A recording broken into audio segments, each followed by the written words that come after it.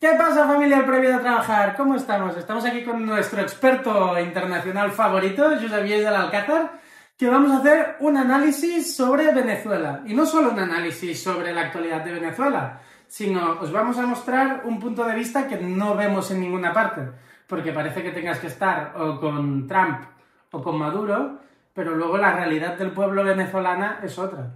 Y gracias a la Unidad Internacional de Trabajadores, la Cuarta Internacional, Josep Lluís tiene contacto con trabajadores de Venezuela y entonces os podemos intentar contar un poco una versión que no es ni de los unos ni de los otros. Muy bien. Y también aprovecho esta pequeña introducción para deciros que, como veis, estamos sin micrófonos, pero al principio del vídeo vais a ver que los usamos.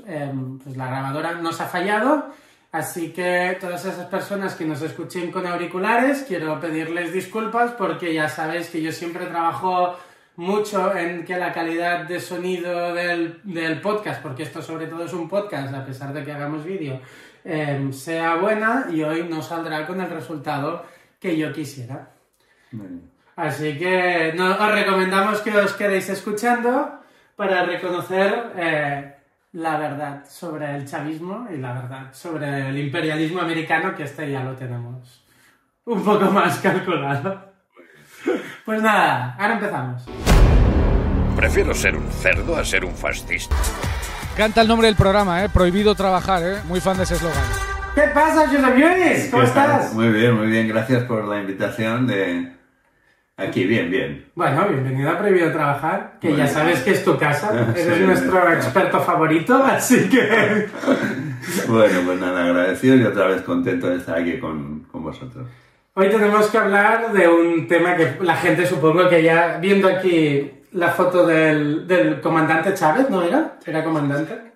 Voy a llamarle presidente Chávez. ¿Cómo lo llamarías tú? ¿Presidente o comandante? ¿Qué te saldría a ti? Nada, las dos cosas, porque realmente se le conoce primero como comandante y luego efectivamente ejerció 15 años de presidencia, creo que son 15, porque entró en el 98, murió en el 13, o sea, más o menos 15 años como presidente, con lo cual cualquiera de los dos títulos va bien. Bueno, la gente habrá visto un poco ya el nombre del episodio, que trata sobre Venezuela, pero creo que antes de entrar a la actualidad más inmediata, creo que deberíamos poner un poco de contexto sobre Venezuela, ya que estamos en un mundo muy polarizado en general, pero en Venezuela en particular, porque parece que tienes que estar a favor del chavismo o en contra del chavismo, y cuesta mucho que haya una postura crítica al chavismo, sobre todo desde la izquierda, que parece bastante complaciente con este régimen. Si tú crees que podemos llamarlo régimen. Sí, correcto. Sí, nosotros yo participo de una organización internacional, la Unidad Internacional de Trabajadoras y Trabajadores. Lucha internacionalista aquí. Lucha internacionalista. Tenemos una sección en Venezuela y ha sido una sección que ha estado en una posición crítica porque creía, y yo creo con fundamento, que efectivamente Venezuela no estaba avanzando hacia lo que llamaban el socialismo, sino que estaban avanzando hacia una forma híbrida que no, desde nuestro punto de vista no iba a resultar. Y de alguna manera los datos de este último periodo, ya del final con Chávez y particularmente con Maduro, yo creo que registran que efectivamente hay un problema serio que ha provocado que efectivamente muchísimos, se calcula más o menos sobre 8 millones de venezolanos y venezolanas han decidido marchar, que es la riqueza principal de un país, la gente, ¿no? Entonces, realmente hay un proceso de empobrecimiento muy profundo que de alguna manera no estamos hablando de un país sin recursos, sino que estamos hablando de que han habido cosas que no han funcionado, ¿no? Por eso nosotros habíamos escrito con compañeros de allá esta reflexión sobre por qué una cosa que animó tanto a la gente en su origen y generó realmente una base popular, creyendo que efectivamente era necesario y posible un cambio, quedó la frustración, ¿no? Entonces esta frustración que a veces dejan después de gobiernos, o bien en este caso más profundo, porque hubo un cambio de régimen, hubo una nueva constitución, hubo, digamos, más profundo, deja un sentimiento muy duro, sobre todo a los que nos creemos de izquierda, y que hay que continuar creciendo, porque efectivamente hay fracasos, y este es uno de ellos, que identifica que ser de izquierdas o hablar de socialismo se identifica con una situación de miseria que la gente no tiene por qué aguantar, y a la vez es normal que se rebote, y si no, se va, que es la otra opción que queda, que es triste para una opción que levantó tanta expectativa popular.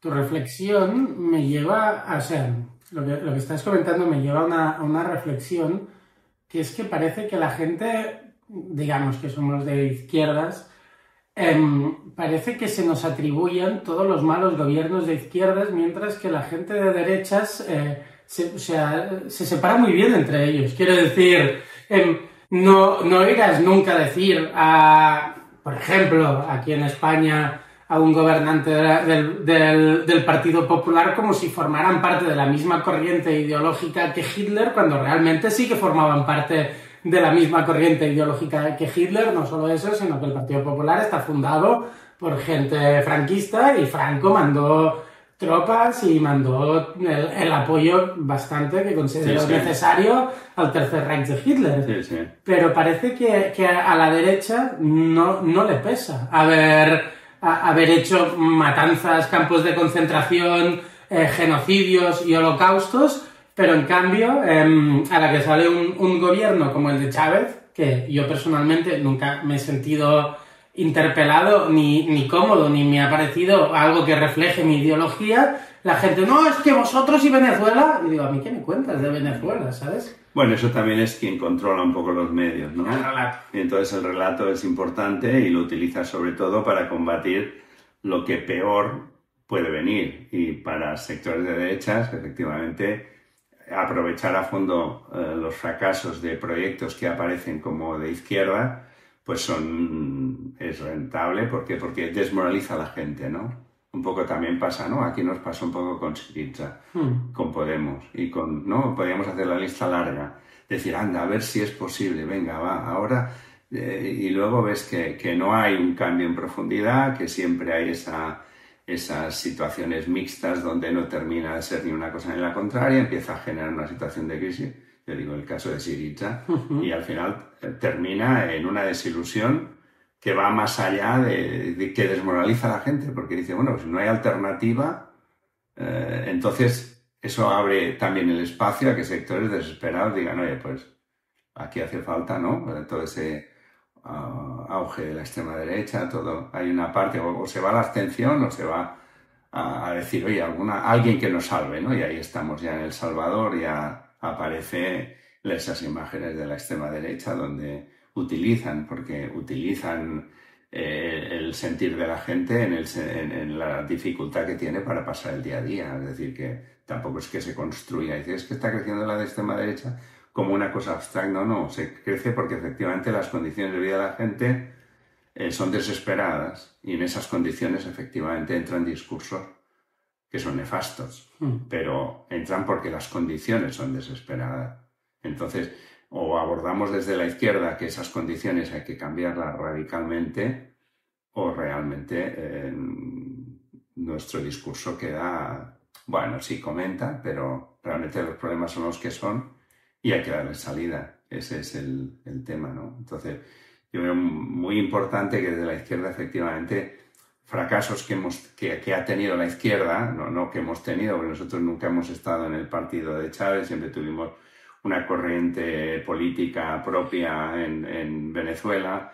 Hemos tenido un trabajo muy importante a nivel sindical, particularmente en los sindicatos de petroleros, que es el principal centro de trabajo que hay en Venezuela, que es todo lo que hay alrededor de PDVSA, y esa política de independencia crítica, pero que no ha dudado cuando ha habido una agresión exterior, y ahora estamos hablando del actual, pero anteriormente hubo un intento de golpe de Estado 2002 contra Chávez.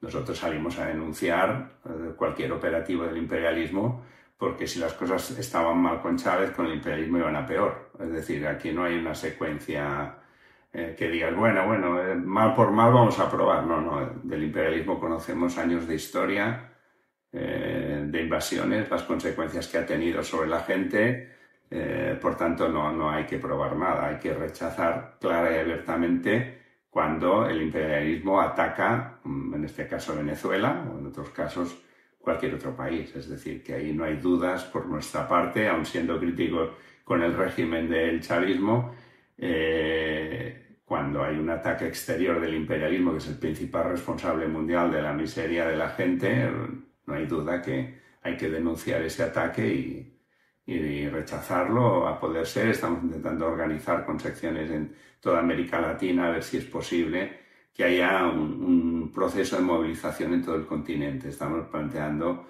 hacer coincidir fechas para intentar coordinar a ver si es posible que efectivamente todo el continente, porque es agredido Venezuela, pero es agredido, amenazado Colombia, amenazado Cuba, es decir, todo el continente debería levantarse en pie de antiimperialista contra una agresión que intenta recuperar las doctrinas Monroe y demás, donde se supone que el imperialismo norteamericano tiene derecho de utilizar a su interés y sin contar con nada más toda América Latina para sus grandes compañías, para hacer negocios y para...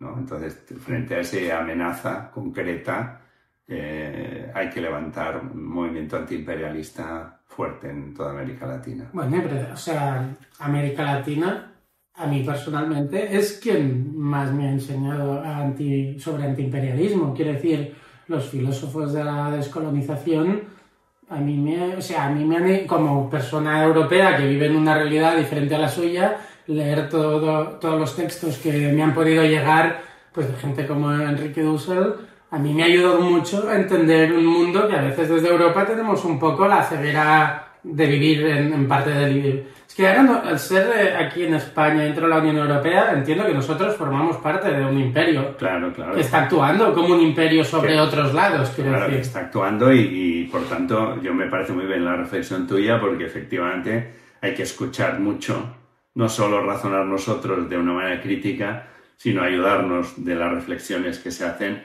en lugares donde efectivamente han sufrido directamente esos procesos de colonización y las luchas descolonizadoras, y que actualmente aún luchan contra multinacionales, por ejemplo Argentina, donde hay multinacionales españolas, pero también en Venezuela, donde encontramos la Repsol y otras que hacen sus negocios allá. Bueno, el Santander, ¿no? Me ha parecido escuchar estos días que el Santander es el banco más importante ahí en Venezuela, uno de los más importantes. Eso es uno de los importantes, sí. Entonces, por tanto, efectivamente, ese internacionalismo lo entendemos dando la palabra, escuchando sobre todo, entendiendo, aprendiendo de quien realmente está luchando contra la colonización, ¿no? Y esto nos ayuda a nosotros también a comprender mejor la realidad de la cual el Estado español está formando parte de esos imperialismos. Es verdad que no es comparable al de Estados Unidos, pero tiene su cuota también de opresión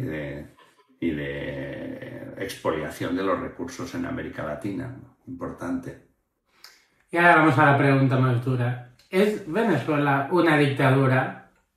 Bueno, nosotros denunciamos que hay un régimen autoritario en Venezuela, denunciamos que ha habido un empobrecimiento, y cuando la gente se ha intentado levantar no aceptando ese proceso de empobrecimiento, ha habido una represión, ha habido represión importante, detención, etc.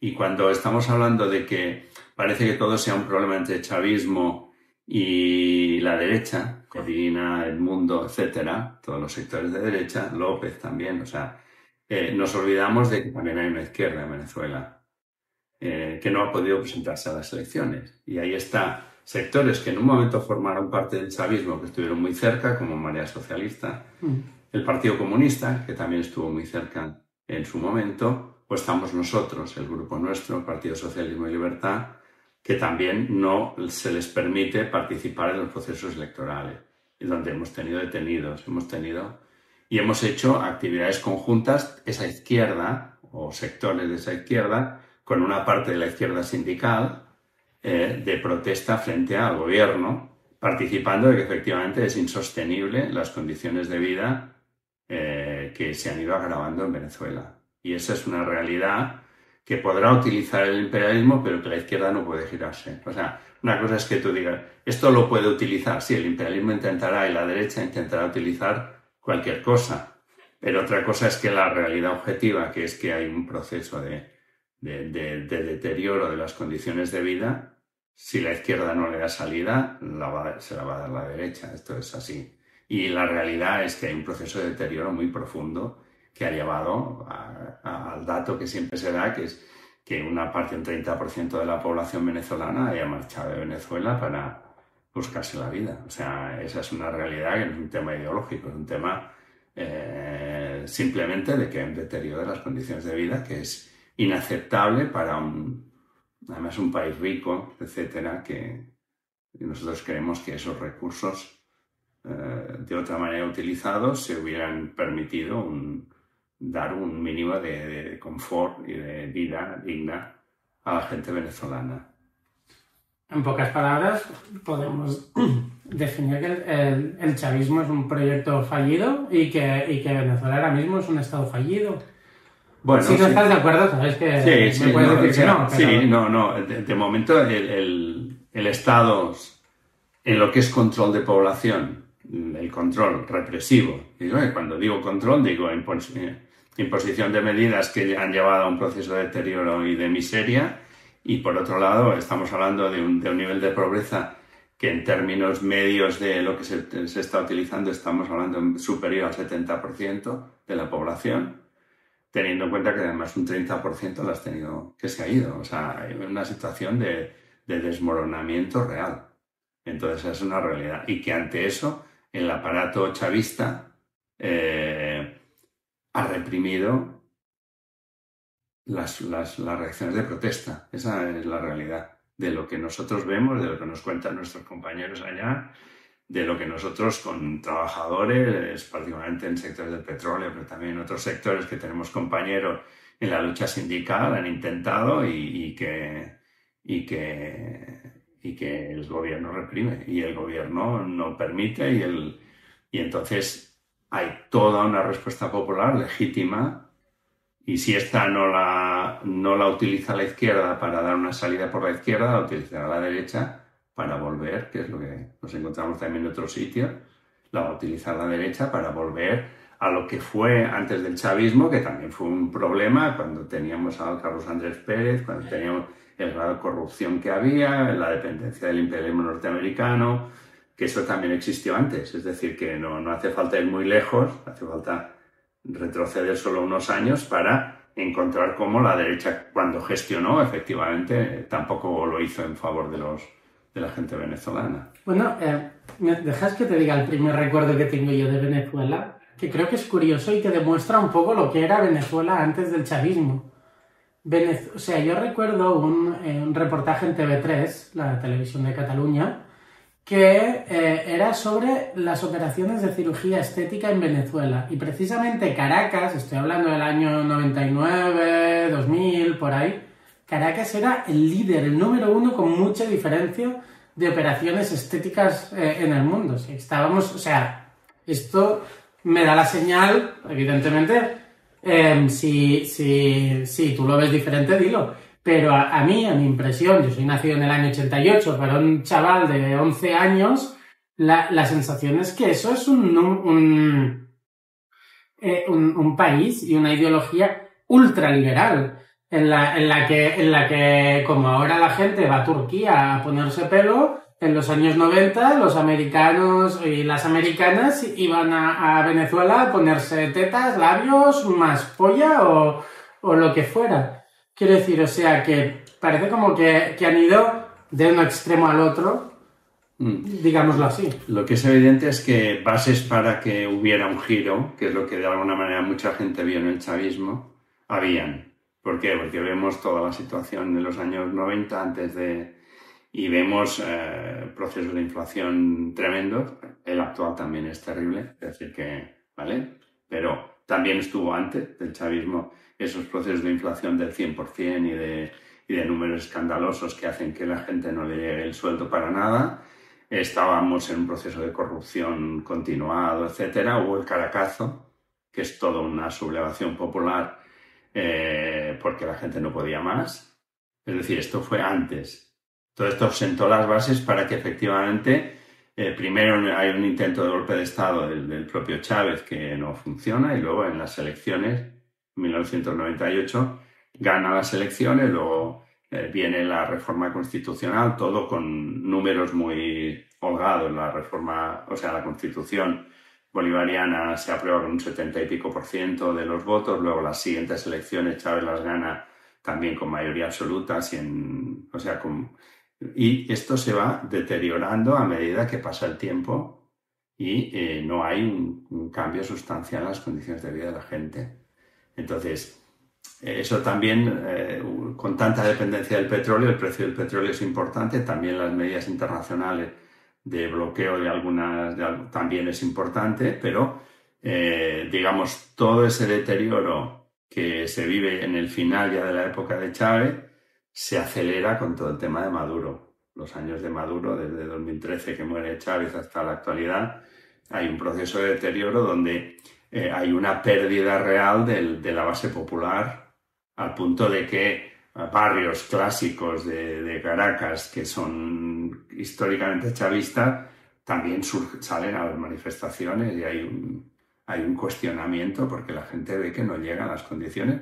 En ese sentido, sí, lo que decías tú de un fracaso del Estado y de un Estado que de alguna manera prometía avanzar hacia un cambio sustancial de condiciones de vida de la gente, ¿no? Esto se había nombrado socialismo siglo XXI como una cosa nueva que no llevaba a una expropiación masiva de recursos, de fuentes de producción y la reorganización en base a un plan, sino que esto ya se consideraba que era anterior y que estaba superado, y que entonces había que inventar un nuevo, digamos, proyecto político, que es lo del socialismo del siglo XXI, que yo creo que es lo que fracasa y que lleva a una situación de desesperación de la gente. ¿Vale? O sea, ahora mismo vivir en Venezuela no me imagino que sea muy fácil ni agradable. No, es complicado. Nos cuentan ellos las dificultades de medicinas. Es verdad que hay un bloqueo, pero un bloqueo relativo. Es decir, hay una parte, siempre dicen, no, es que hay un bloqueo. Sí, es cierto. Y estamos contra el bloqueo. No el bloqueo. El bloqueo es ahora 4 días, porque lo que hubo son sanciones, ¿vale? El bloqueo había estado sobre Cuba y demás. Pero lo que habían eran sanciones contra las que estamos en contra. Pero hay una parte directamente de gestión y de opción política y de opción económica, de dónde pones los esfuerzos principales y cómo lo haces y demás, que realmente es esa combinación en que no es necesario pasar a una empresa 100% de pública, sino que se pueden combinar y ahí es donde entraban las Chevron, las Repsol, y con concesiones internacionales y demás, que lo que hacen es acabar dependiendo de la política de esas compañías, una parte del desarrollo del país, y todo esto condiciona el desarrollo del resto, que además se abandona, y cada vez más el peso del petróleo es mayor y el rendimiento de otros sectores productivos va bajando. Es decir, y esto es lo que hace que cada vez más sea menos independiente y más dependiente de recursos exteriores. Y eso es lo que después permitirá que el imperialismo, utilizando y presionando sobre esos recursos exteriores, tenga más elementos para controlar y para presionar sobre la economía de Venezuela. Entonces, yo creo que es una oportunidad que efectivamente venía, decíamos, si veamos Carlos Andrés Pérez, todo el periodo anterior, el Caracazo, todo, realmente unas condiciones muy duras.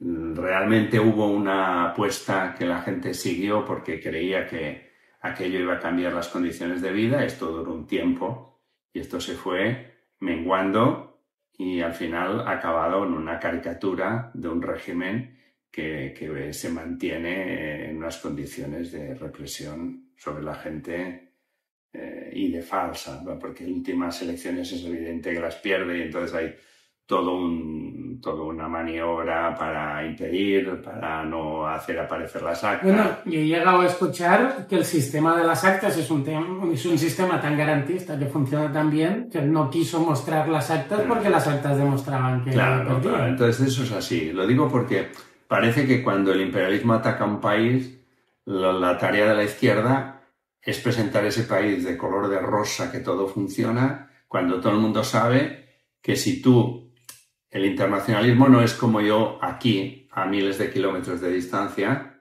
veo el mundo, sino como trabajo con compañeros venezolanos que están allá al pie del cañón y la política es la misma. Entonces lo que no puedes hacer es, justificando, decir, no, es que ha sido atacado. Bueno, estamos en contra y vamos a participar en todas las movilizaciones antiimperialistas para la inmediata retirada de todos los barcos que hay, la denuncia de los crímenes que ha cometido, no solo la intervención de bombardeo, sino en las aguas del Caribe, cuando ha ido utilizando con esos ataques sobre lanchas que sin demostrar nada, bueno, aparte que es que aunque fueran narcoterroristas no es el narcotraficantes no es el tema de disparar contra ellas, o sea, detenerlas, será lo que sea, pero vamos, eso no es. Entonces, vamos a estar en todo, pero de ahí no vamos a hacer que, bueno, ahora todo lo que hemos estado diciendo de crítica a Maduro y al régimen y demás, ahora no es el momento, no, hay que dar una salida, porque la gente, si no, la gente venezolana le parece que solo hay dos opciones, ¿no? Y eso es lo peor, entre seguir como están ahora o el imperialismo. Y esa no es la elección. La elección tiene que haber una alternativa que rechace el imperialismo, pero que sea crítico porque la realidad no está dando de vivir a la gente. Entonces, esa realidad no la podemos ocultar, ni ahora tampoco. Por eso nosotros en nuestros comunicados hemos hablado y hemos seguido con una posición crítica a un régimen que no nos representa y creemos que no representa a la mayoría del pueblo venezolano. Mira, es que hace un rato que estoy pensando en una pregunta y va un poco sobre esto, que parece que hay solo dos argumentos para hablar de Venezuela y automáticamente pienso lo mismo en Cuba. Y es, unos, qué malo es el gobierno social comunista, narcoterrorista, no sé qué, y la otra opción es que claro, si el país más grande del mundo te bloquea, es imposible que puedas crecer. Y yo siempre pienso que entre estas dos caras, que las dos tienen algo de verdad, las dos, ha de haber un punto intermedio que ahí es donde se encuentra, es que iba a decir la verdad, pero es que la verdad sabemos una que... salida para la gente. Sí, más que la verdad, una salida para la gente trabajadora, que es un poco la base de nuestra gente, ¿no? La gente nosotros somos obreros y queremos defender a los obreros. Claro, entonces no puede ser que las condiciones de vida de Venezuela hoy, el grado de pobreza que hay, el grado de represión, nosotros como izquierda lo justifiquemos, ¿no? Aquí hay una crítica a un régimen, pero efectivamente vamos a cuestionar y estamos en todas las movilizaciones y en Venezuela hicimos lo mismo contra cualquier intervención norteamericana. Además, hace poco estábamos celebrando, entre comillas lo de celebrar, porque hacía conmemorar, que los catalanes somos muchos de conmemorar. Que para los que no lo sepáis, básicamente conmemorar es celebrar derrotas. Sí, lo que fueron años justos creo que fue el 36, la última ocupación de la isla por parte de las tropas norteamericanas. Ahora lo digo así de memoria, pero sé que justamente habían enviado artículos, pero hace muy poquito, con el tema de la conmemoración de la ocupación de Venezuela con tropas norteamericanas. Entonces, vamos a estar siempre en contra de esto, pero no vamos a dejar de seguir defendiendo a nuestra gente, y esa gente necesita comer, necesita unas condiciones de vida y necesita una salida.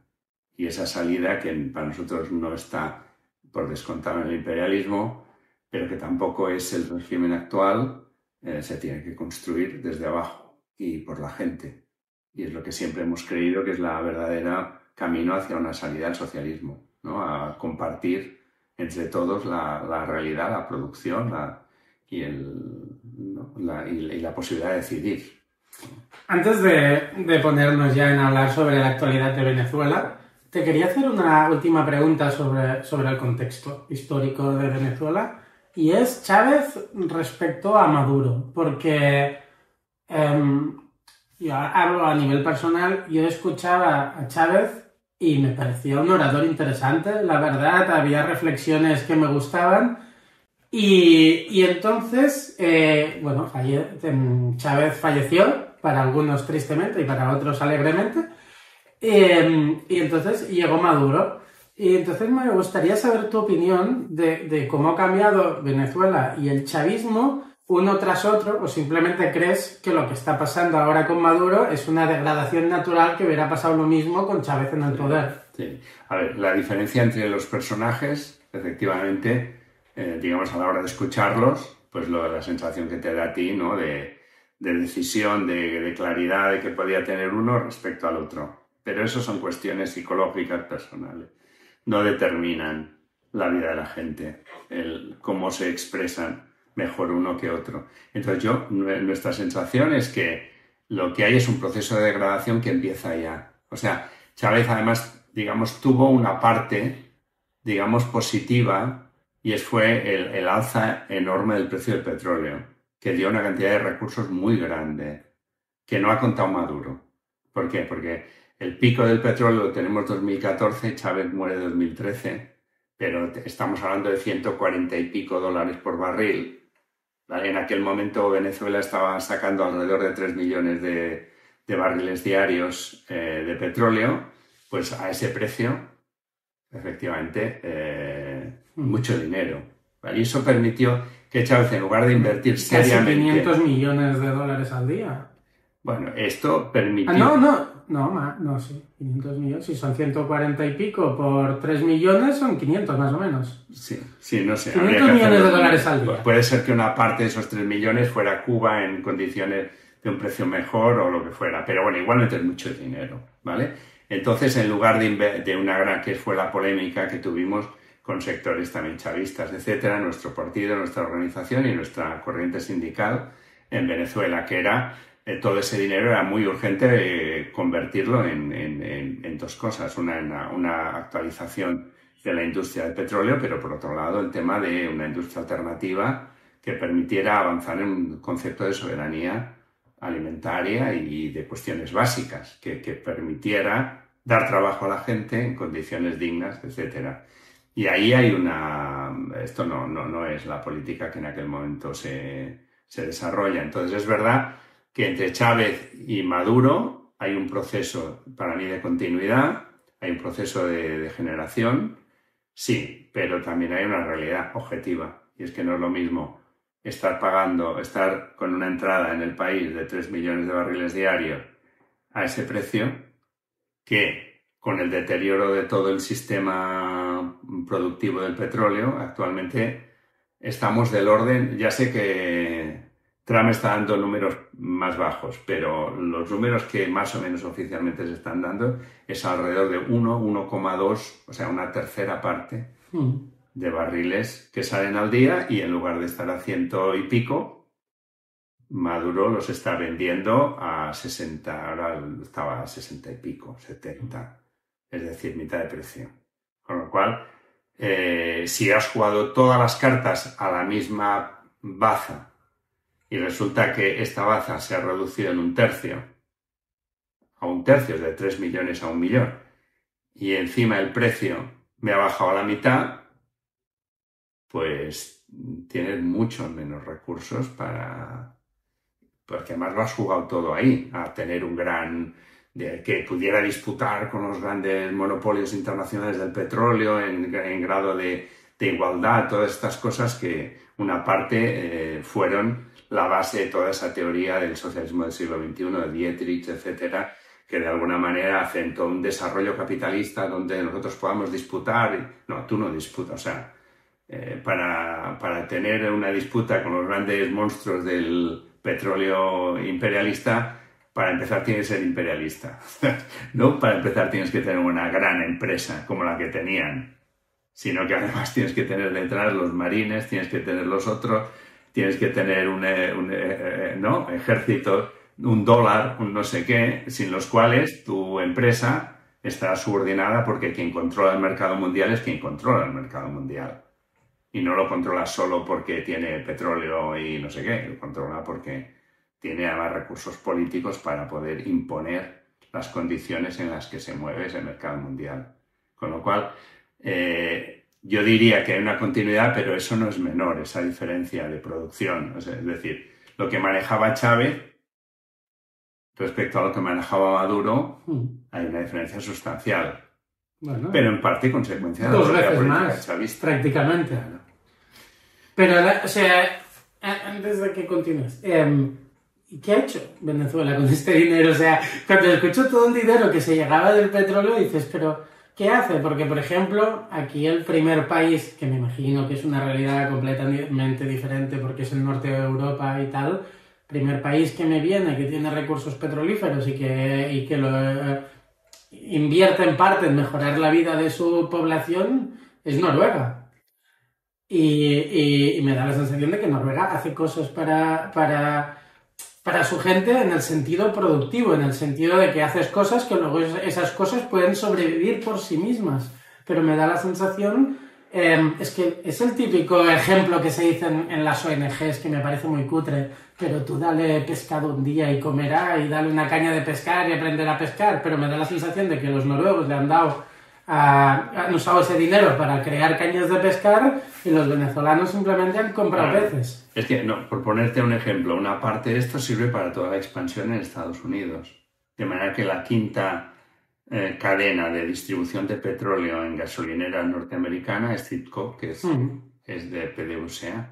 Pero tú puedes pensar que al imperialismo norteamericano, del cual puedes decir lo que quieras y al cual le estás sirviendo, porque nunca Chávez dejó de servir, hablan de 200, 500 mil barriles diarios, sobre todo a través de Chevron, que es un poco quien conserva una parte de los privilegios de venta y demás, pero hay toda una parte de inversión que en lugar de empezar a construir industria, mejorar el campo, todas estas cosas que son las que dan la vida a la gente, se invierte para crear un imperio en Estados Unidos. CITGO, por ejemplo, que es, ya digo, quinta, para hablar de Estados Unidos y hablar de la quinta distribuidora de gasolina, de gasolineras, no es menor, no estamos hablando de... No, estamos hablando de... Bueno, entonces, gran parte de esos capitales salen a generar un imperio que es absolutamente vulnerable. ¿Por qué? Porque en cualquier momento tú estás en manos de quien aparentemente es tu enemigo. Sí, sí. Y que en el momento que quiera va a bloquear todo esto. CITGO, por ejemplo, da dinero también para Trump. Es la contradicción. No me acuerdo exactamente la cantidad, porque no quisiera decir equivocada, porque son varios millones. Yo lo busco y ahora mismo lo estarán viendo en pantalla. Voy a buscarlo. Y también voy a buscar cuánto da a los demócratas. Bueno, claro, porque juegan a todos los... Pero entonces, juega una disputa, primero que era imposible ganarla, segundo que le supone una cantidad de recursos, sacar de recursos fuera para crear todo este imperio, que es muy vulnerable a la vez y que no hace lo que es la base. La base es consolidar la gente. Y consolidar la gente es generar trabajo.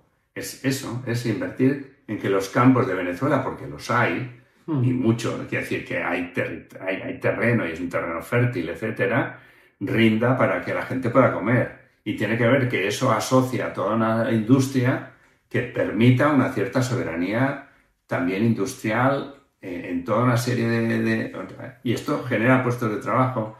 Y sin embargo, en esos intercambios, además de venta de petróleo y demás, y de compra y venta, también se iba comprometiendo cada vez más a importaciones del exterior que iban hundiendo una parte de la industria y de los recursos internos. Con lo cual llega un momento en que estás atrapado, que es un poco lo que para mí ha pasado. Y es que terminas atrapado de esa lógica en la cual tú has creído que tú podías disputar, ¿no? O hay un proceso hacia el socialismo, un proceso revolucionario, o no hay una disputa de igualdad donde tú vayas construyendo una sociedad que se llama socialista, disputándole al capitalismo en su terreno y en sus mercados la disputa del control de la producción, en este caso de petróleo, ¿no? Es que esto no va a funcionar, es imposible, o sea, es imposible, objetivamente es imposible. Entonces esto llega un momento que supone un despilfarro. También la gente de allá habla mucho de la boliburguesía, ¿no? Que es la burguesía que al calor de esto, de todos esos negocios con sectores del imperialismo y demás, ha hecho también su negocio, ¿no? Y que la corrupción que se ha producido alrededor de todos esos recursos, sobre todo generados por el petróleo y por tanto alrededor de PDVSA, que es un poco la distribuidora, ¿no? Entonces, la que extrae el petróleo. Entonces, ese es el tema, o sea, es justo hacia donde nosotros queremos. Lo primero que hay que consolidar es utilizar esos recursos, y además en tiempo de Chávez era mucho dinero lo que entraba en el país, como para inmediatamente intentar sentar unas bases productivas que te permitan sustentar el país con el mínimo de dependencia, no digo de intercambio, digo de dependencia, ¿no? Exterior. Y eso realmente consolida a tu gente, consolida un proyecto y no se crea esas disputas que las vas a perder. Era evidente que las iba a perder el chavismo. Y ahora ya vamos a... Es que sucedió un 3 de enero. Y cuando pienso en el 3, ya me viene el 3 de octubre, ya por cuestiones personales de nuestro pequeño país. Pues eso, la pregunta va a ser bastante abierta. ¿Qué pasó el 3 de enero? Estados Unidos, más o menos un poco lo que yo tengo pensado, Estados Unidos saltándose todas las leyes internacionales, sin pedir permiso al Congreso de los Estados Unidos, que hay que pedirlo cuando se hace una acción, entran en Venezuela, bombardean 6 sitios, entran al Palacio de Miraflores, capturan a Maduro, por lo que sabemos no ha muerto nadie de Estados Unidos, ningún militar estadounidense que participó, o sea que parece que no hubo confrontación por parte de Venezuela. Luego llevaron Maduro a Estados Unidos y el día que empezó el juicio, la DEA reconoció que el famoso Cártel de los Soles, que era un cártel narcotraficante que todo el mundo decía que no existía, pues reconocieron oficialmente que no existían. Entonces esto es un poco la mini crónica que te he hecho, pero ¿cómo lo veis vosotros? Sí, no, yo creo que la excusa es la excusa es lo de los narcos, y la excusa fue no solo atacar las lanchas previamente diciendo que eran narcotraficantes, sino que allá donde habían supervivientes, acabarlos, porque hay órdenes directas de acabar de rematar para que no haya nadie que pueda explicar que efectivamente, como mucha gente denunció, habían sectores de pescadores que habían sido atacados y habían muerto en esos ataques de Estados Unidos. Por tanto, no se sabe, él no lo justificó, no dijo nada, o sea, ni nada. Por tanto, él genera toda una excusa, y además lo mezcla con toda la discusión del fentanilo, que todo el mundo sabemos que por la producción de Venezuela nada tiene que ver con el fentanilo, es decir, que no tiene... Es igual, es una excusa para lo que inmediatamente aparece inmediatamente después, y es el control del petróleo. Entonces, todo es un operativo norteamericano para el control del petróleo. Entonces, esto yo creo que es la definición. Entonces, la droga ha sido la excusa, además contradictoriamente con otras decisiones de Trump. Sí, porque tengo aquí, me lo he apuntado, para que no se me olvide. Menos de un mes antes de atacar y detener a Maduro, liberó a Juan Orlando Hernández, que era presidente de Honduras, que se considera que había traficado más de 400 toneladas de cocaína y de otros tipos de sustancias hacia Estados Unidos. Y Trump le indultó. Sí, o sea, yo creo que por eso lo del narco yo creo que es una excusa que no tiene... No, la idea de ellos es vamos a hacer un plan para intervenir el petróleo venezolano y controlarlo y utilizarlo. Entonces yo creo que ese es el plan. A veces le ponen a unos el tema de la etiqueta esta de narcos, a otros le ponen la etiqueta de terroristas, a otros le ponen la etiqueta... No importa, es un intento simplemente de identificar un objetivo político y militar, que es lo que... Espera. Antes teníamos micros y ahora no. Bueno. Cosas que pasan en la vida. Pues nada, disculpar a la gente que este capítulo tiene un audio peor de lo que a mí me gustaría. Sabéis que intento cuidar mucho estos detalles, pero se nos ha estropeado la grabadora y me parecía que era más interesante seguir con la conversación que no pararlo para hacerlo otro día. Así que estábamos hablando sobre lo que pasó el 3 de enero en Venezuela. Sí, y decíamos, hay una parte... el objetivo norteamericano, claro, es el intento de control del mercado y de Venezuela como donde se asignan las mayores, el país que tiene mayores reservas de petróleo, por tanto a futuro es un lugar estratégico para el imperialismo. Este es el objetivo, lo de los narcos y todo ha sido la excusa para poder justificar el operativo. Eso por un lado. Dos, es verdad que genera una serie de dudas.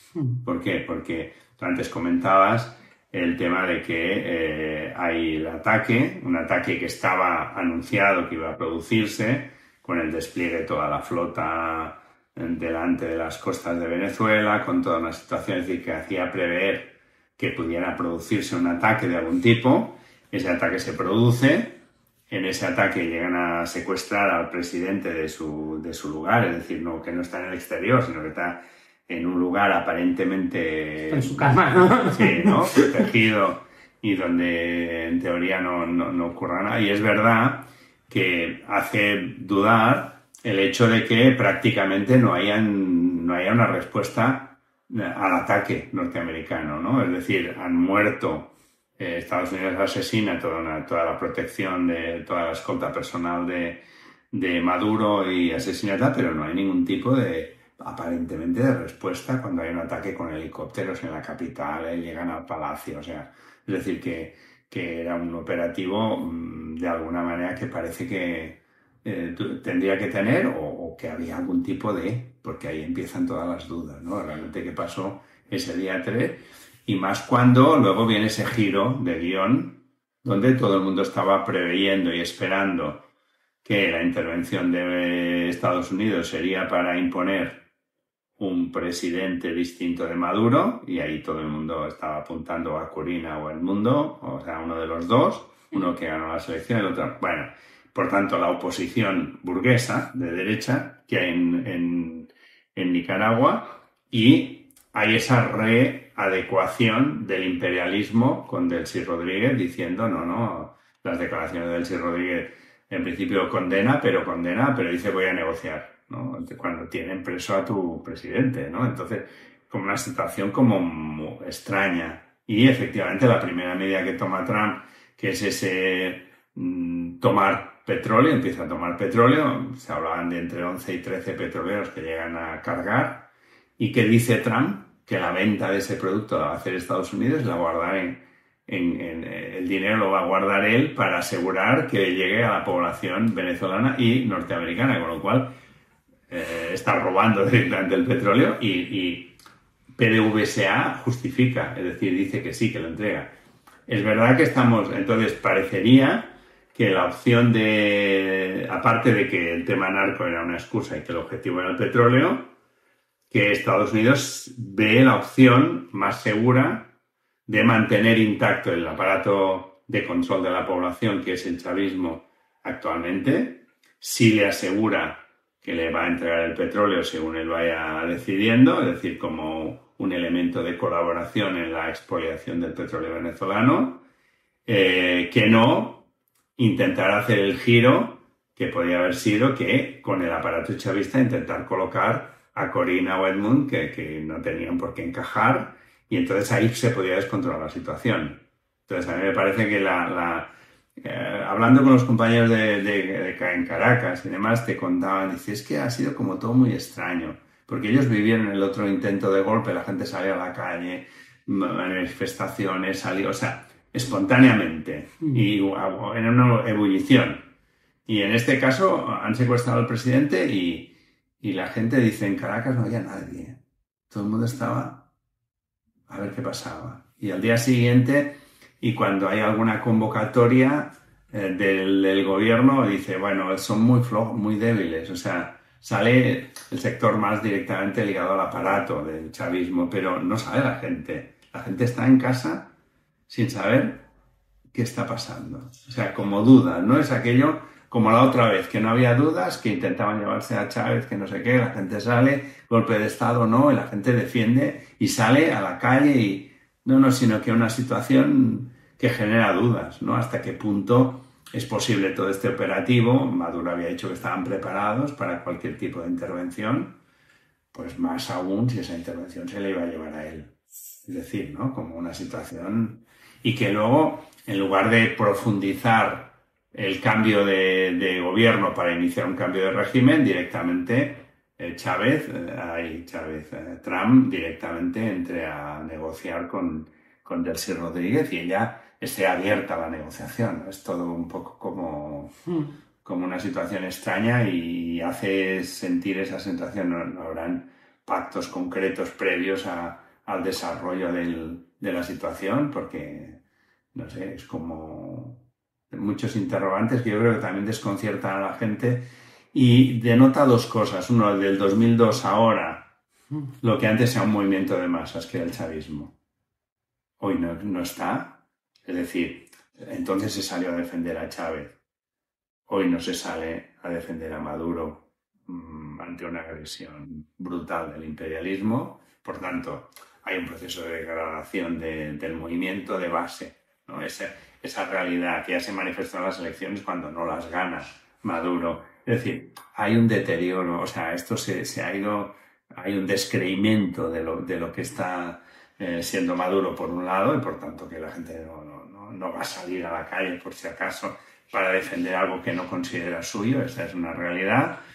Y por otro lado genera muchas dudas de hasta qué punto Estados Unidos, que es lo que está intentando ahora, le parece que el problema no era tanto el régimen ni la represión que puede ejercer sobre la población, sino que el problema era alguien que le garantice que el petróleo va a ir a la caja de las grandes multinacionales norteamericanas y que sea todo el problema. Y que si para eso se presta el chavismo que queda hoy o el movimiento bolivariano, para hablar más en términos así, y le sirve, no tiene ningún problema. Y, ¿sabes? Es decir, que esa sensación de utilitarismo, ¿no? Que era un poco Trump, ¿no? De todo lo que... A él no le importa contradecirse 4 veces si al final sale el negocio. Entonces, no, lo importante es el negocio. Lo demás, todos son palabras que hoy se dicen, mañana se cambian, hoy... ¿no? A ver qué... Entonces, realmente quedan muchos interrogantes allá y por derivación en Colombia, claro, porque la misma amenaza que ha hecho también la ha hecho contra Petro. Es verdad que lo mismo, Petro en un momento determinado saca movilizaciones, y hay movilizaciones importantes en Colombia frente a la posibilidad de una agresión norteamericana contra Colombia. Entonces, es verdad, está en otra etapa Petro, digamos, de desgaste político con el movimiento que lo llevó a ganar las elecciones, de lo que está Maduro, que ni siquiera ganaba las elecciones. Entonces hay otra situación, ¿no? Pero efectivamente esto es como una amenaza a toda América Latina, también de por medio Cuba, también ha mencionado Cuba. Todo el mundo le resuena aún el tema Canal de Panamá, que es suyo también, dice Trump, y tantas otras cosas como Groenlandia, que ahora también, o sea, ha aprovechado para ampliar, no solo ver que lo de Venezuela puede intentar subordinar incluso un régimen que se ha pronunciado abiertamente como antiimperialista y anti no sé qué y todo esto, y lo puede subordinar con la amenaza, pero vamos a verlo, pero de momento es lo que está pasando. Y por otro lado, esto le permite extender la amenaza a muchos más, ¿no? Diciendo, estas van a ser las nuevas reglas. Él ya le ha cambiado el nombre a la doctrina Monroe, él le llama la doctrina, por lo de Trump, no sé cómo lo hace. Trumbo, algo así. Le pone un nombre así, donde él la ha modernizado. O le llaman también, en otros sitios le llaman la doctrina Monroe 2.0, pues la segunda versión, que es la que hace Trump, diciendo esto es nuestro y estas son las condiciones ¿no? Y ahí, de alguna manera, al extenderlo, porque efectivamente citar de nuevo el tema de Groenlandia vuelve a poner en evidencia cómo los estados europeos que ante Venezuela han callado, los ningunean en el sentido más propio del término, de decir, vosotros ya no pintáis nada, yo decido y vosotros acatáis, y los lleva contra las cuerdas. ¿Por qué? Porque estamos hablando, al citar Groenlandia y al dar la misma posibilidad que está hablando de Venezuela, Colombia, Cuba, también la extiende a Groenlandia, efectivamente está tocando a la Unión Europea, está tocando a la OTAN, está tocando... y todos los presidentes europeos pues se encuentran en la evidencia de su posición de pérdida de poder como imperialismos que son en ese concierto entre imperialistas, ¿no? Del imperialismo mundial, en el que cada uno juega un papel, y es obvio que el papel de los imperialismos europeos está en plena decadencia, en todos los sentidos. Entonces ahí las contradicciones las apura Trump, porque además ante no salir, porque no salieron ninguno de ellos, ni siquiera el del Estado español al principio, a denunciar la agresión de Estados Unidos, y simplemente se limitaron a decir, uy, que haya contención, que haya desescalada, porque no puede ser. Hombre, que no puede ser, ya ha sido, no es que no pueda ser, es que ya ha sido, y tú debes posicionarte.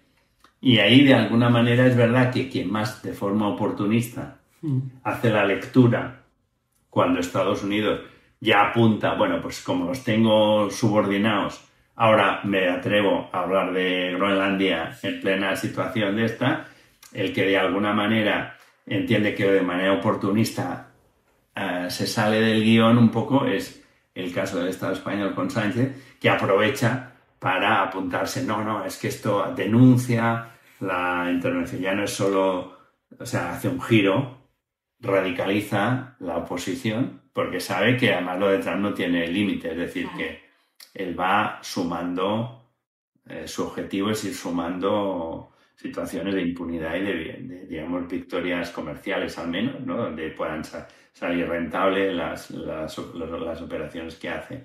Entonces yo creo que esa parte evidencia esa pérdida de peso específico que tienen los imperialismos. Nosotros nunca hablamos de el imperialismo europeo porque no existe una sola burguesía en Europa, y eso es lo que explica que, como hay varios imperialismos que a menudo están enfrentados y que tienen una tradición en su formación como imperialismo habitualmente confrontada al de al lado, no configura un espacio donde podamos hablar de un imperialismo europeo, sino siempre hablamos de los imperialismos europeos, que a veces se ponen de acuerdo y la mayor parte de las veces ni siquiera se ponen de acuerdo. Un poco la historia de la Edad Media, ¿no?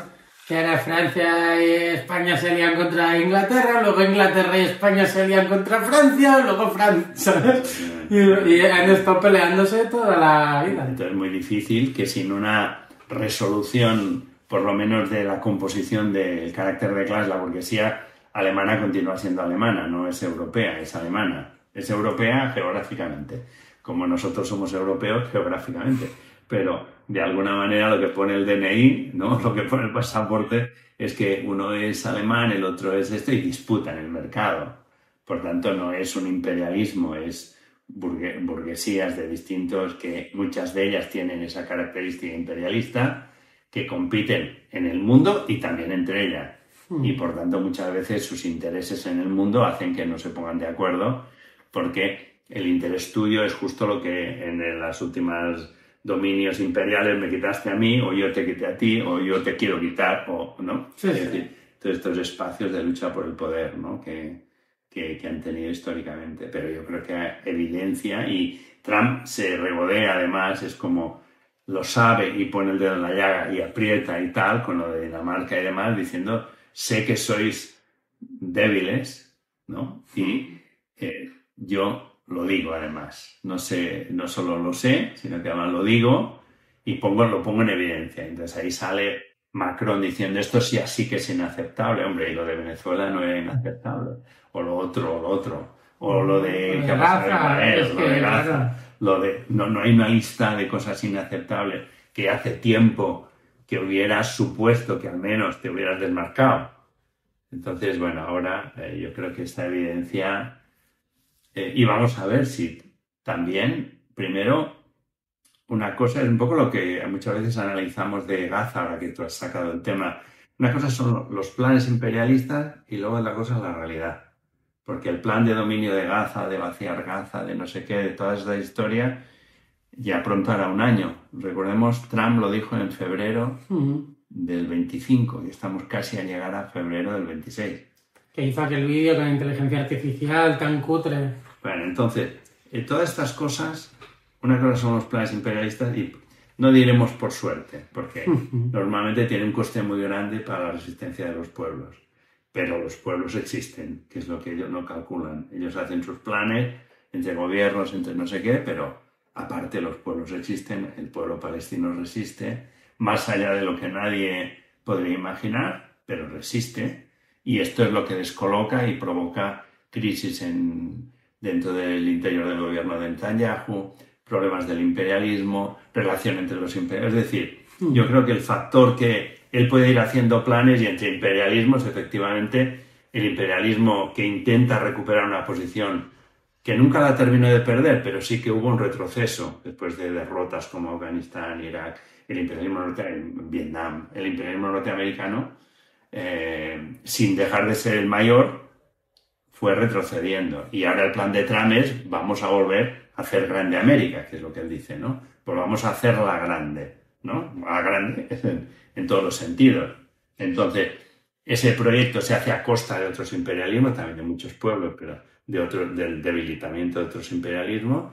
Y eso es una cosa, pero ahí lo que ellos nunca terminan de evaluar es que, aparte, hay la gente, los trabajadores, los pueblos, y la resistencia existe. Entonces, vamos a ver si esos planes de lo mismo que Palestina, vamos a ver qué ocurre.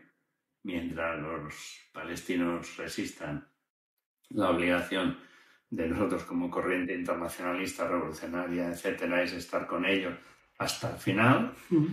Y no está escrito cuál es el final. Entonces, lo mismo vamos a hablar respecto a, yo que sé, a Venezuela o las movilizaciones que se están pudiendo empezar a dar en Irán o en otros sitios del mundo.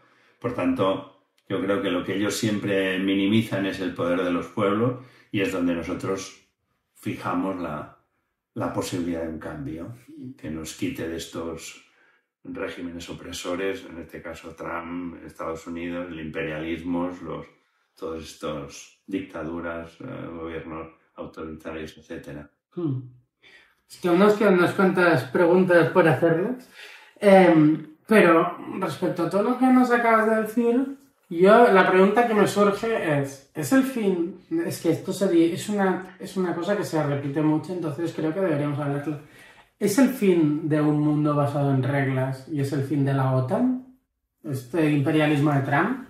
Sí, yo creo que las reglas de la Segunda Guerra Mundial, fijadas en Yalta, Potsdam y Teherán, que fueron la base del reparto territorial primero, porque ahí ese reparto se hace en este caso con Stalin, es decir, fue un acuerdo entre un reparto del mundo, zonas de influencia y reglas de juego. Luego Bretton Woods, con todo el tema del papel del dólar, con la equivalencia con el oro, bueno, todas esas cosas.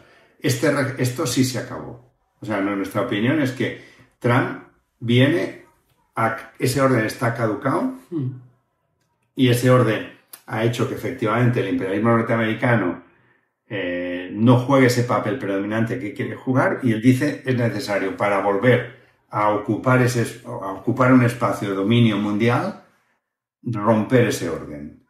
Entonces, ese orden, aparentemente sí. Este orden se acaba y se empiezan un tipo nuevo de relaciones interimperialistas también. Eso sí que creemos que es así. Ahora, ¿cuántas cosas van a caer o cuántas cosas se van a reciclar en este nuevo proyecto de orden? Por ejemplo, la OTAN es posible que caiga porque forma parte de ese bloque, de ese paquete de medidas que implementó el imperialismo de acuerdo de reparto del mundo. Para este nuevo objetivo, Trump había dicho que no necesitaba para nada la OTAN. Trump había estado en contra de como había estado en contra de los bloques comerciales y militares. Había estado en contra de los bloques comerciales, por ejemplo, está en contra de la Unión Europea como bloque comercial, está en contra del acuerdo de libre comercio con Canadá y México, o sea, está en contra de los bloques porque él quiere una relación bilateral donde él imponga condiciones, es decir, yo en un bloque puedo poner hasta cierto punto condiciones, pero hay otros. Mientras que si yo hablo una relación directa bilateral, que es como quiere establecerla Trump, yo te impongo porque la diferencia mía respecto a tú solo es mayor que respecto a ti con otros sujetos que podáis en un momento determinado acordar o hacer bloque o lo que sea, ¿no? Entonces, él define un nuevo tipo En este nuevo tipo, efectivamente, no entraría la OTAN. Ahora, la OTAN hasta ahora ha sido un instrumento, por ejemplo, ¿para qué? Para un aumento enorme de la inversión militar. Y de alguna manera ha sido un instrumento que va a beneficiar a Estados Unidos porque una parte de ese aumento del gasto militar, o del 5%, etcétera, se va a hacer comprando material norteamericano militar. Por tanto, ¿hasta qué punto va a prescindir o la va a utilizar como instrumento de presión sobre el resto de imperialismos para obligarle? Pero si ataca a un país aliado como Dinamarca, entonces, bueno, es que no necesita ni atacar, porque Estados Unidos tiene tropas en Groenlandia y Dinamarca no. Sí, tiene una base. Entonces el tema es si esa base toma la isla o no toma la isla o no, y en ese caso, ¿qué ocurriría respecto a una... Yo creo que hay cosas que no tienen... Bueno, por lo menos en nuestro esquema no tiene respuesta. ¿Qué pasaría? Yo creo que efectivamente esto dinamita la OTAN. De momento la OTAN le ha servido a Trump, porque quien consigue lo del 5%, imponiendo a través de la OTAN al conjunto de países un aumento de la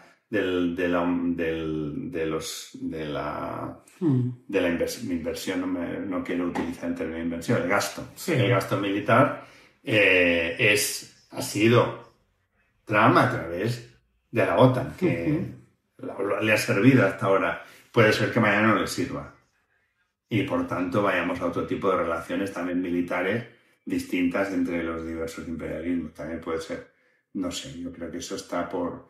También lo que hemos visto este tiempo de Trump es que es práctico en el sentido de me sirve, no me sirve, ya está, no pasa nada. Ahora me servía o no me servía, ahora no tengo que justificar un cambio de... Sirve para que... No sé cuántos países hay en la OTAN ahora mismo, pero para que 20 y pico países o los que hayan acaben gastando dinero en empresas que son de sus amigos, eso a él ya le sirve. Por eso, que él consigue a través de la OTAN dos mecanismos, que es uno, el tema del 5%, que es un aumento brutal de dinero gastado, y el segundo, que una parte de ese incremento, que es la negociación entre comillas, que hace con von der Leyen, antes de verano me parece que fue, que es que una parte de ese dinero se compre directamente a Estados Unidos. Y hayan inversiones, no sé qué, o sea, una parte se asegura, una parte del pastel, mientras esto le sirva, yo creo que lo va a utilizar. Puede ser que un tema, vamos a ver cómo evoluciona el tema de Groenlandia, o hasta qué punto realmente puede haber algún tipo de, no sé, esto yo creo que está por verse, ¿no? Desde luego, lo que no hay duda es el mundo en el que estamos entrando, ¿no? Un imperialismo sin caretas, ¿no? Un imperialismo que es imperialismo, que lo es, lo dice, lo parece y lo ejecuta y se vanagloria de serlo, y por tanto esa imagen de ese, ¿no? De se acabó las buenas palabras sino que directamente aparece abiertamente agresivo con el resto del mundo, con los inmigrantes en Estados Unidos, lo de la ICE, lo de... ¿no? Que aparece... Bueno, ya vimos a una mujer blanca morir por intentar defender o al menos estar presente en una detención ilegal de una persona migrante. Simplemente le pegaron un tiro a sangre fría. O sea, esto es ya... O sea, al final... Bueno... O sea, Estados Unidos es un estado terrorífico hacia afuera y un estado terrible hacia adentro. Claro, además, él sabe, como pasa en todos los países que evoluciona hacia una posición fuerte, que el primer combate lo tiene con su propia clase obrera y su propia gente en Estados Unidos. Lo tiene que disciplinar para poder, y esa disciplinarlo es aplicar medidas mucho más duras contra su propia gente, y esa es la base para tener un poder fuerte con el que actuar sin problemas en el extranjero. Pero esa realidad está muy lejos. Se vio en el primer mandato de Trump con lo de George Floyd, con lo de los movimientos que hubo, lo que eso le costó a nivel de las elecciones, la repercusión que tuvo, los movimientos. O sea, todo esto... efectivamente, la lucha contra el imperialismo se está librando hoy en diversos países del mundo, en Palestina, en América Latina, en demás, pero también se está librando en el propio Estados Unidos. Y ahí es muy importante que los movimientos que se vayan a dar tengan también el apoyo internacional, la solidaridad internacional, para que sean lo más efectivos posible. Intentaré, y digo intentaré porque ya sabes que yo nunca... si digo que intentaré hacerte 2 preguntas, luego me vienen 3 más. La primera es una cosa que yo pienso hace tiempo. ¿Puede ser que Donald Trump, con intención de que no existan unas próximas elecciones, esté buscando algún conflicto, alguna guerra, algo para hacer ¿cómo se dice esto? Lo mismo que hizo Pedro Sánchez durante la pandemia, una época de excepción, algo así, para intentar que ya sea de forma interna, porque la agresividad contra su pueblo me parece inusitada, o de forma externa, porque está agrediendo, como ya vimos en Irán y como hemos visto en Venezuela, que por eso hemos hecho el programa de hoy? ¿No te da la sensación como que está...?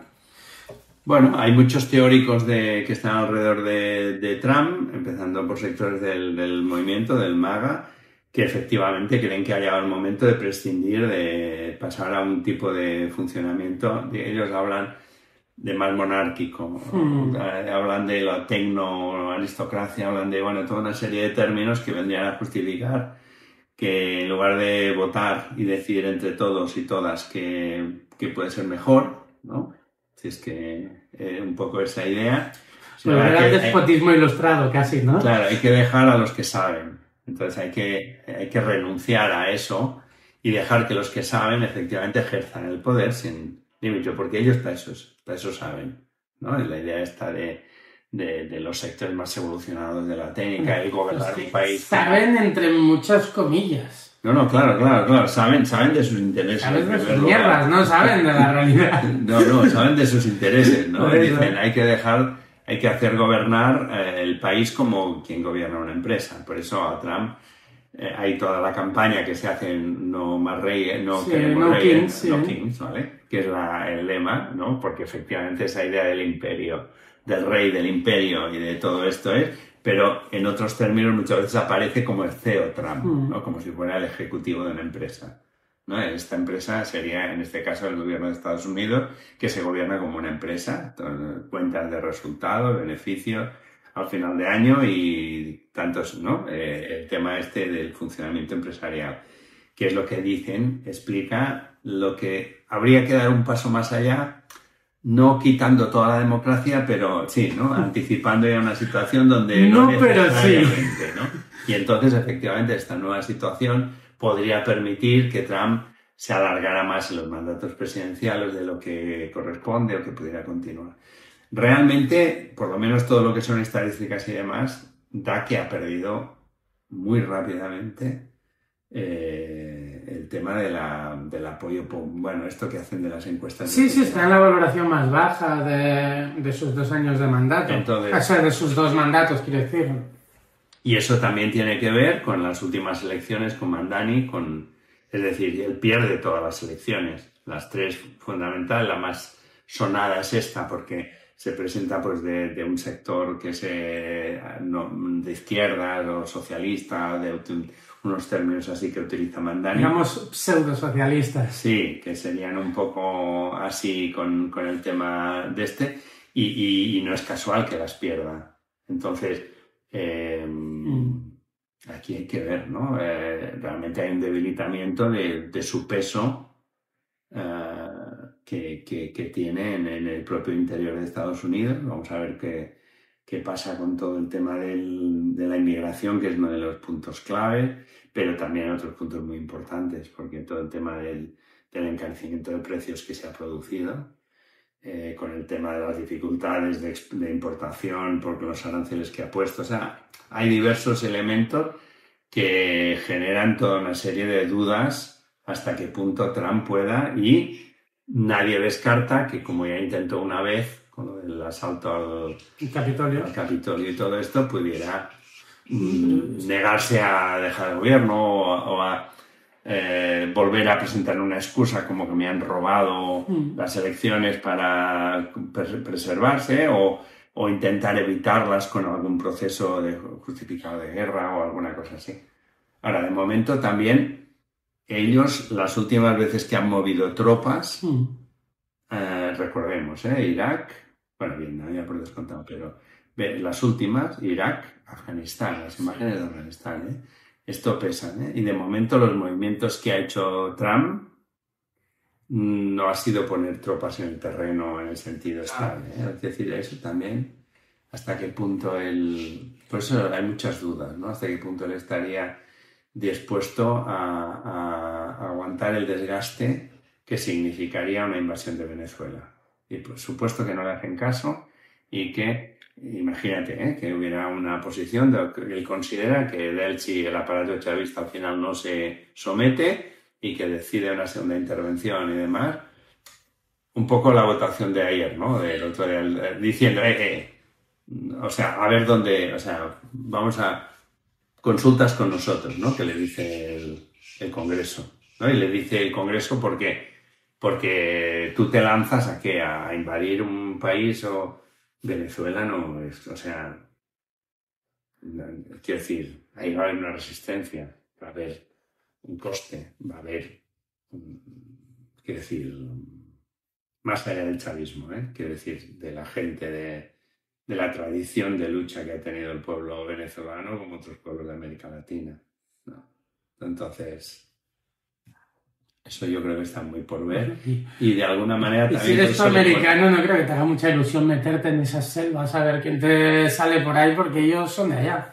Quiero decir, ellos solo conocen, es un poco... O sea, no quiero que el ejemplo, pero al final era lo difícil de combatir a las FARC, ¿no?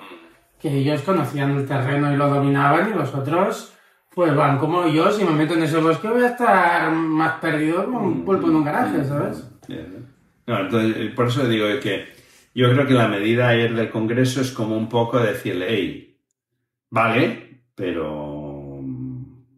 ¿no? Que él inmediatamente ha dicho hay que expulsar a los republicanos que han votado con nosotros y tal, porque no se merecen, no sé qué. Bueno, también de Mandani dijo igual hay que detenerlo y extra, no sé qué dijo. Bueno, él puede decir muchas cosas, pero el sector de la burguesía norteamericana que está detrás de él también quiere ciertas garantías que es un poco el voto de ayer del Congreso, es decir, la próxima avisas porque no sabemos si te metes o no te metes en un lugar donde vamos a salir todos mal.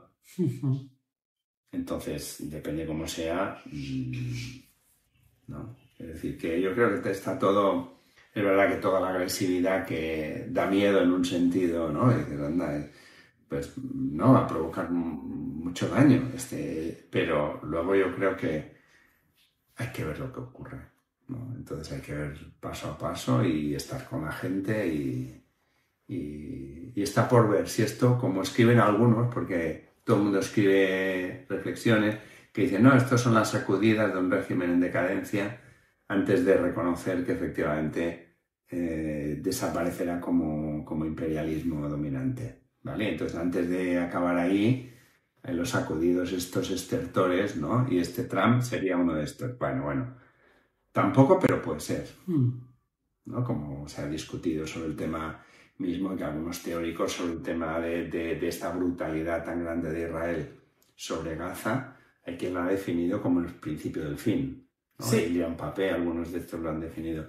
Entonces, yo no lo diría tan claro, pero tampoco descartaría esa posibilidad. Es que realmente estemos en el final de una era, de un ciclo, esperemos que sea así, del imperialismo, del capitalismo global que tanto daño ha hecho y a la vez haya posibilidades de abrir un nuevo periodo, ¿no?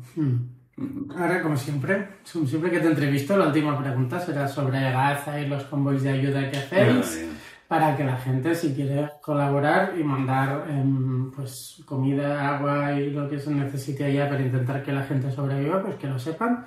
Pero antes, y me he ido marcando el tema, China. Sí. Yo escuché ayer 3 declaraciones provenientes del gobierno chino. Una en la ONU, que fue la más contundente, que le dijeron que tenían que devolver a Maduro, que lo que había hecho era inaceptable. Una de un portavoz del gobierno chino, que fue como un término medio, y la otra, el Xi Jinping, que fue como el más moderado de las tres, pero China se opone claramente y es uno de los, es uno de los grandes, no, es el gran país. Yo te diría que ahora mismo, incluso por encima de Estados Unidos, aunque no quiera ejercer su poder imperialista de una forma tan desavergonzada como lo hacen los Estados Unidos, pero su poder imperial está allá. Y ¿qué puede suponer esto para China, para la relación con Estados Unidos, con Europa, con América Latina, un poco? Sí.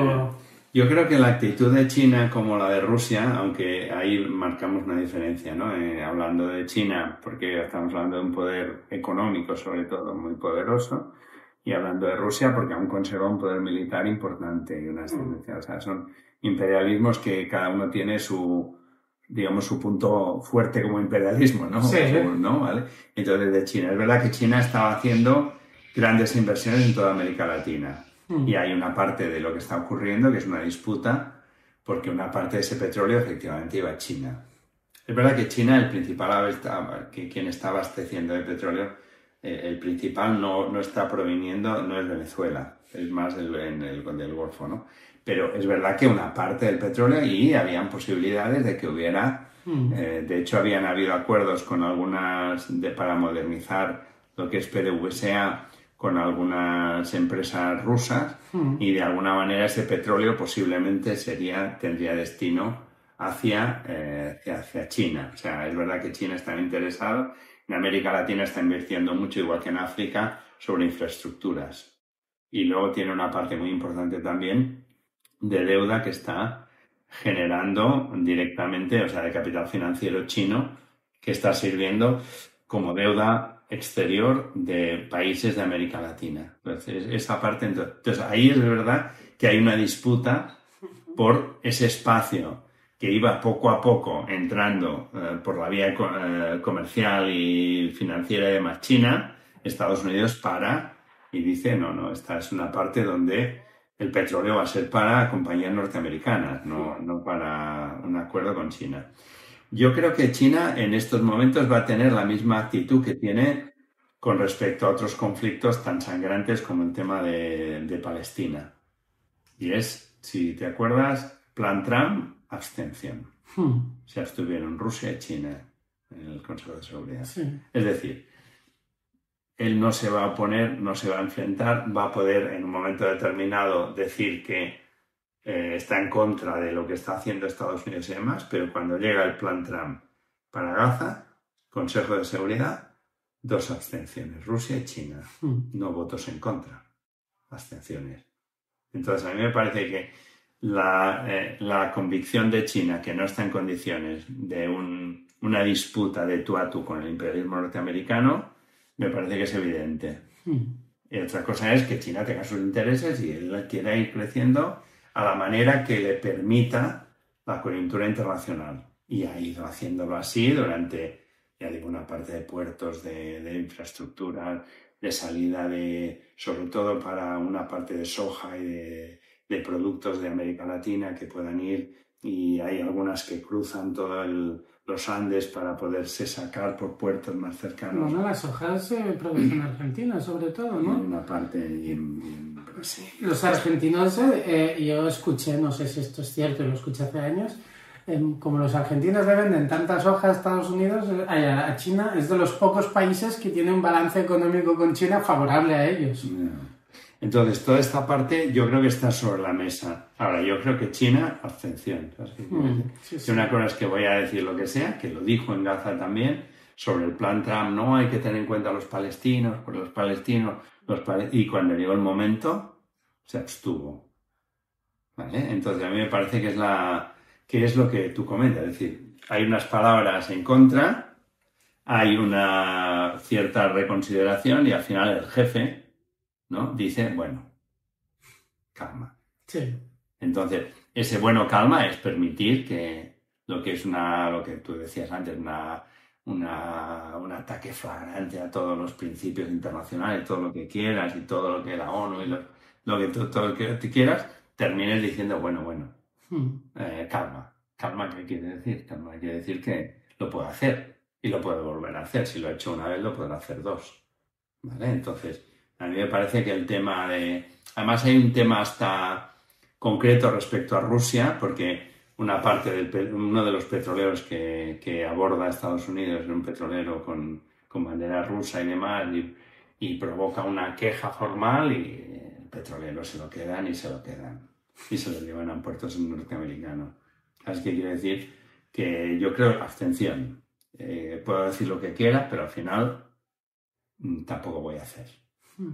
Entonces yo creo que esta es la relación hoy de supremacía, de relación de fuerzas entre los distintos imperialismos. Es que hoy no hay ninguno de ellos que esté dispuesto o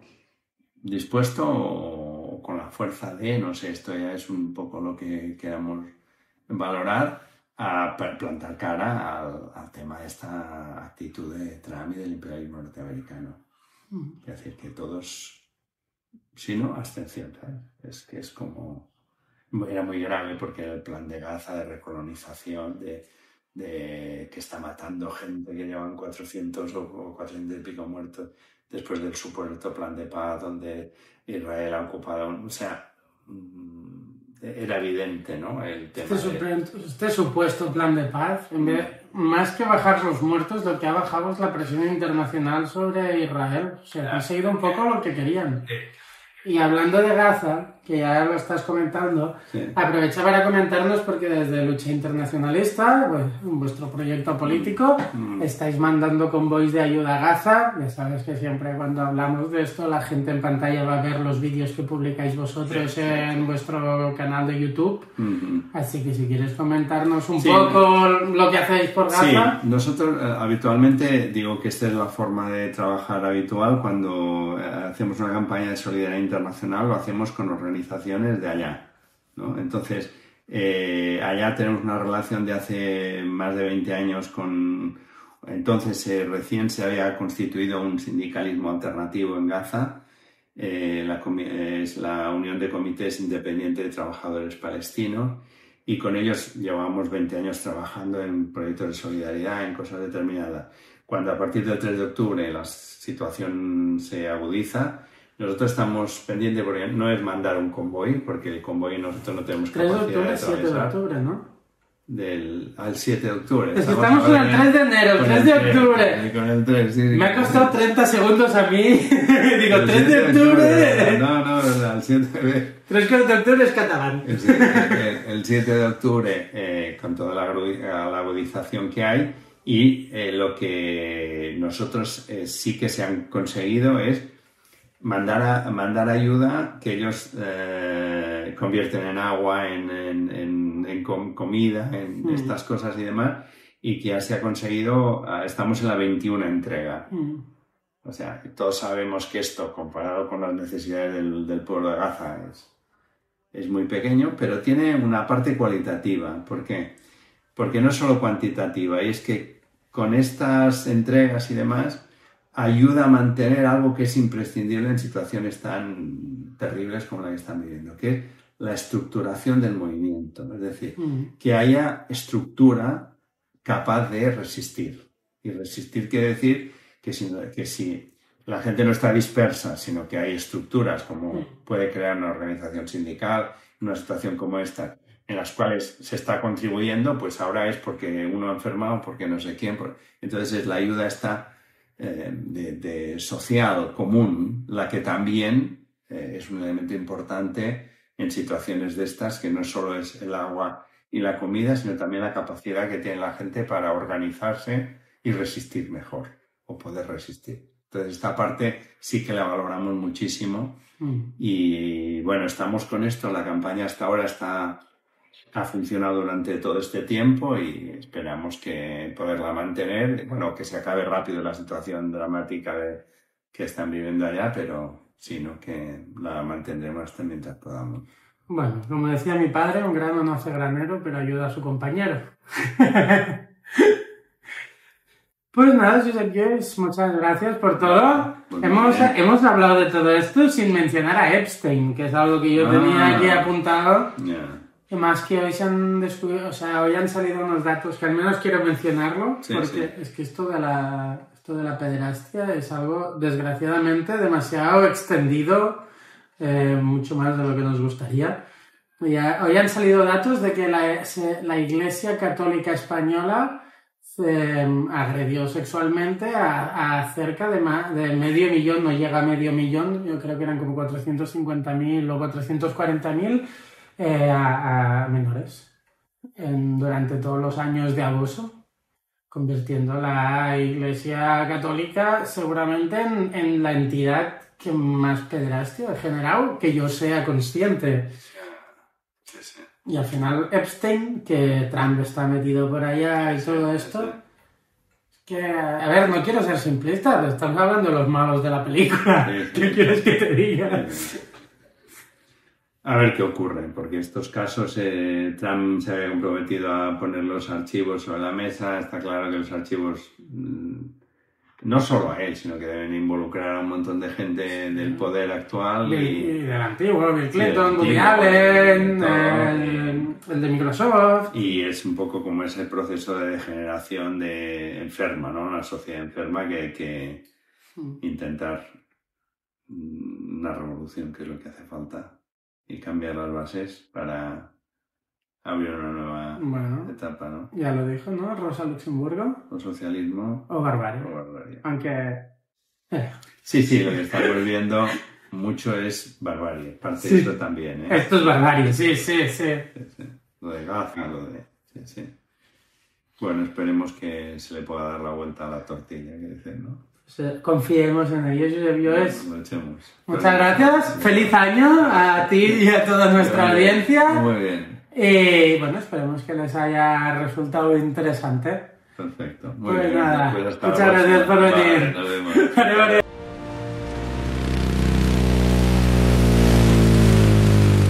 Gracias por escuchar Prohibido Trabajar. Suscríbete para apoyarnos.